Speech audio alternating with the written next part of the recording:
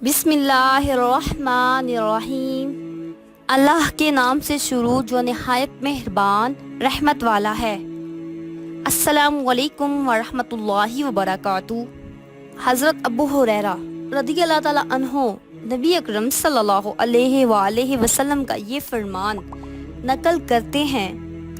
اللہ تعالیٰ ارشاد فرماتا ہے، جب میرا بندہ کسی نیکی کا پختہ ارادہ کرے مگر اس نے اس پر عمل نہ کیا ہو تو میں اس کے نامہ اعمال میں ایک نیکی لکھتا ہوں، اور اگر وہ اس پر عمل کرے تو 10 سے لے کر 700 تک کسی بھی تعداد میں نیکیاں لکھتا ہوں، اور جب وہ کسی گناہ کا پختہ ارادہ کرے مگر اس نے اس پر عمل نہ کیا ہو تو میں کوئی گناہ نہیں لکھتا، اگر وہ اس پر عمل کرے تو میں ایک گناہ لکھتا ہوں۔